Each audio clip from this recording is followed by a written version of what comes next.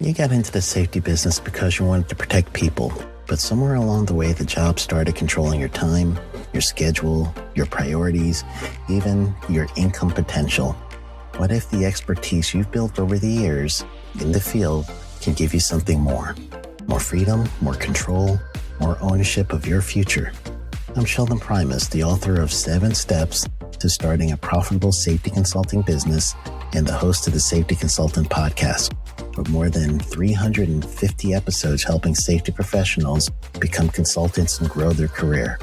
Consulting changed my life. In fact, I'm a full-time RVer, and one consulting contract paid for my home I live in today. Now, I help safety professionals build their own consulting practice through bi-weekly coaching calls, accountability, and personal guidance. But this program isn't for everyone. Start with the Consultant Readiness Audit at sheldon.coach.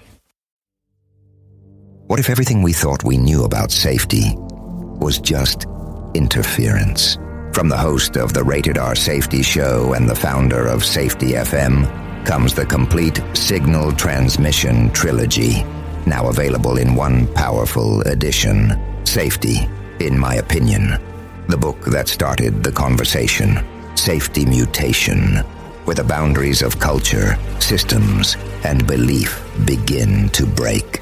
And now, Safety Transmission, the final piece of the signal. For the first time, all 3 books are together in one volume. The Signal Transmission Trilogy, Complete Edition. This isn't just about compliance. It's about consciousness. It's about decoding the way we think, lead, and live, inside and outside the system. Whether you've been following the signal since the beginning or you're just now tuning in, this is the version to own. Search Signal Trilogy on Amazon or visit safetyfm.com to get your copy now.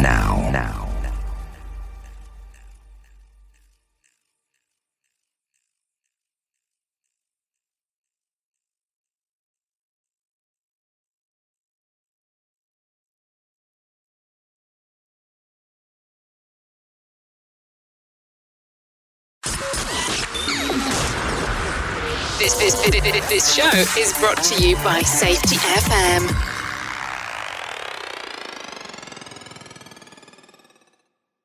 The following program is rated for mature audiences. It may contain adult language, adult situations, and frank safety discussions. The names and certain details have been changed to protect the safe and the unsafe. But believe me, every item in here is true. When you think about the ancient title of knight, what do you think of? Someone who is honorable, brave, helpful, and chivalrous. Many of those old orders still exist, and they help people unify and develop leaders in the community. In March 2020, at the beginning of the pandemic, Safety Knights was formed. It's an online community created by and for safety professionals. I joined and was blown away. We share information to develop and support leadership within the safety community. Our members come from all areas of safety, and the best part of all of this? It's free. We are not like some of those other safety groups that charge money or are subject to the whims of censors and group administrators. Visit Safety Knights at safetyknights.com. That's Safety Knights, and Knights is spelled with a K. 40-hour Hazwoper Training, today on Safety Wars. So a large part of our business here at Safety Wars has always been hazardous waste site operations and emergency response training for both the construction industry and also general industry. They're identical regulations, just at different locations in the regulation, 1910 being general industry, 1926 being construction. So, first thing that you need to work out on any of these projects is, does this regulation apply to me? What I always do with my clients and anybody else is I go over to Section A of the regulation, the scope, the application, and the definitions. What you always do with a regulation is you go over to what the application of that regulation is, meaning does it apply to me? It's sort of like with the IRS, where they're not going to tell you exactly how much taxes you owe. You have to figure out what applies to you, and if there's any questions, they come back. What is the scope? This section, and I'm quoting this section covers the following operations unless the employer can demonstrate that the operation does not involve employee exposure or the reasonable possibility for employee exposure to safety and health hazards. 1. Cleanup operations required by government body. I'm not going to quote the whole thing, but if it's required by a government body involving hazardous substances that are conducted at uncontrolled hazardous waste sites, including but not limited to the EPA's national priorities list, state priority lists, or sites recommended for any of those lists. Corrective actions involving cleanup operations at RCRA sites, that's Resource Conservation and Recovery Act sites. Voluntary cleanup operations at uncontrolled hazardous waste sites. Operations involving hazardous wastes that are conducted at TSD facilities that are regulated under the EPA regulations, and emergency response operations. What you need to do is figure out which one of these applies to you. Then you can worry about training and what the appropriate training is. Basically, at all these sites, you have to determine whether you're going to need 24-hour or 40-hour Hazwoper training. Hazwoper is Hazardous Waste Operations and Emergency Response. It's not a new sandwich at, let's say, Burger King. I'm not giving Burger King a plug here. And you determine what type of training you're going to need. Are you going to be a general site worker? You may need 40-hour training. If you're only occasionally on site, you may need 24 hours of instruction. And after that training is done, then you're going to need a certain amount of actual hands-on experience in the field, either 3 days or 1 day, depending on what level of training your employer chooses. Now, let's say that you have someone coming in and they say, oh yeah, I'm 40-hour Hazwoper trained, everything is great. You're the employer. You have to verify that they actually have training. So you ask for the certificate, you call up the place and say, you need to know John Smith. Did he do training with you? And you need to verify that. The second thing you need to do is decide whether or not that training is applicable to what you do. I'm going to, of course, tell a story here, like I always do. 11 years ago, I was involved in the Gulf oil spill cleanup down in Florida and on the Gulf Coast there. My company that I worked for at the time, I was part owner of it, was very involved in training. We trained about 10% of the workforce there in 40-hour Hazwoper. I had to design a class for people who were coming into the workforce again, where it was like a re-entry program. That's a buzzword today. They didn't call it that then. They called it workfare or something along those lines. People had varying experiences, but these are folks that typically had very little, if any, work experience. They had no work experience in hazardous waste site operations and emergency response.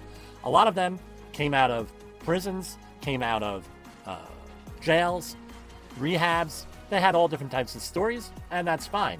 But they still need 40-hour Hazwoper training. So the clients that I was working for down there and with, they had used this pool of people trying to get back on their feet, trying to make a life for themselves, trying to do the right thing. A lot of companies down there, and it's been a major issue for certain industries like the meatpacking industry, working with food, rendering plants, things of that nature, where they hire these folks on. It's been in the news quite often in the last month or so, and they feel that OSHA rules don't apply to them. They hire them erroneously often as independent contractors, and independent contractors typically do not need to obey or follow any OSHA regulations. And what's happening is a lot of people are getting hurt. This is not something new for me, because on the Gulf oil spill, a lot of companies were doing fraudulent training down there. And so we're not giving them training for whatever reason, or we're going to throw in a couple of videos, blah, blah, blah, blah, blah, race them through the training. We actually were audited by BP, and all of our training was on videotape to prove that we were actually doing 40-hour training. Now, here's the problem. I had to turn away a lot of people from that training because the training that we were doing for our people was not applicable to what some other people needed. So for example, some people came into the training classes, hey, we're going to be working for an engineering firm doing water sampling or doing some type of environmental sampling. I said, look, we're covering marine operations here and emergency response training for this specific group of people here. And a lot of this stuff I would call today STEM training or STEAM training, depending on what part of the country you're from, that my children go through at summer camp, extracurricular activities where they're teaching people about basic science. And a lot of that class that I taught was literally on basic science. So, for example, we couldn't say oil floats on water. We would actually have to get a glass of water, we would have to get some oil, vegetable oil, put the vegetable oil in the glass and show them that oil floats on water.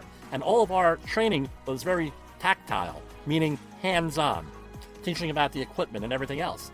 That was inappropriate for, let's say, an engineer to take that level of training, because it really didn't apply to them, and we did things that applied to specifically what they were doing.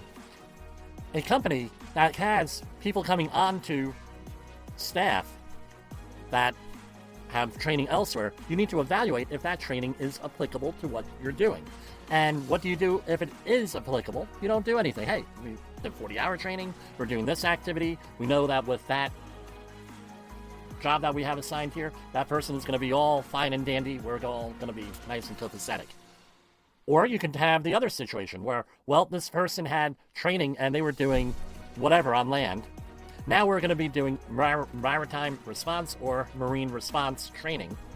That training is different than if you're going to have a land-based response or a shore-based response. You're going to have to go into boating safety. You're going to have to go into how to deploy boom on water, containment boom to contain the oil. You may have to discuss some of the surfactants and other chemicals, I'm not going to mention their names, or that we use to control oil spills. You're going to have to maybe go into weather. These are all hazards there. Are they chemical hazards? No, but there are physical hazards and other hazards that are involved here that you're going to have to cover. Also, cold stress, cold weather survival, cold water survival.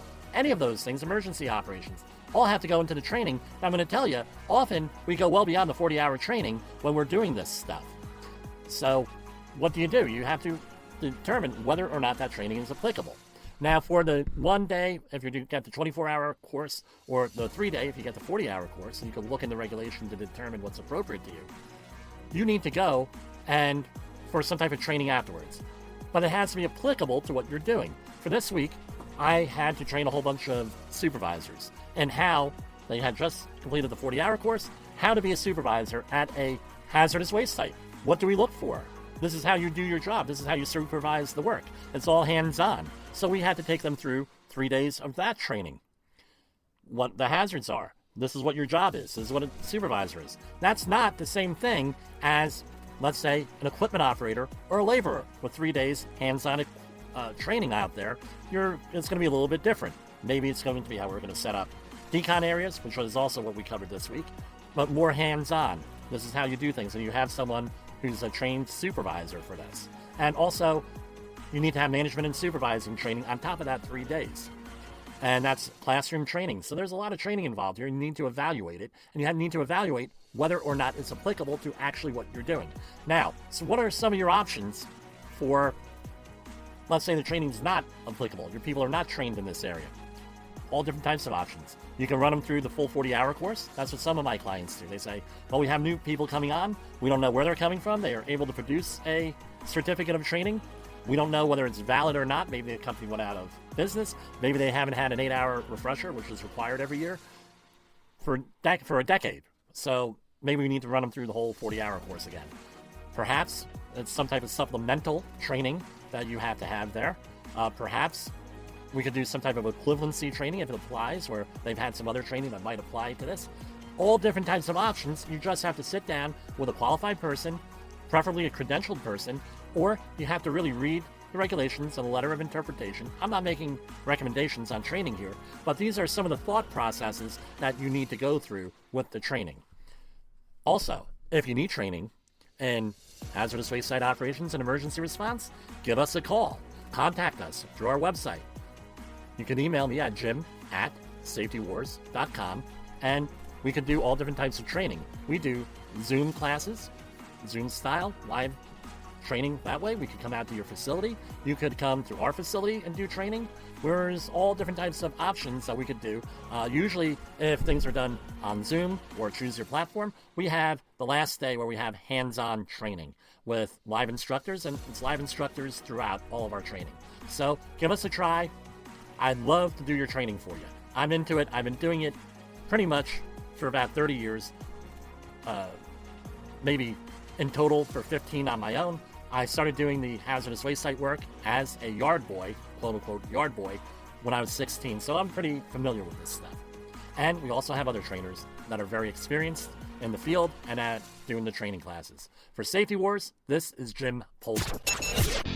The views and opinions expressed on this podcast are those of the host and its guest and do not necessarily reflect the official policy or position of the company. Examples of analysis discussed within this podcast are only examples. They should not be utilized in the real world as the only solution available, as they are based only on very limited and dated open source information. Assumptions made within this analysis are not reflective of the position of the company. No part of this podcast may be reproduced, stored in a retrieval system, or transmitted in any form or by any means, mechanical, electronic, recording, or otherwise, without prior written permission of the creator of the podcast, Jay Allen. You got into the safety business because you wanted to protect people, but somewhere along the way, the job started controlling your time, your schedule, your priorities, even your income potential. What if the expertise you've built over the years in the field can give you something more? More freedom, more control, more ownership of your future.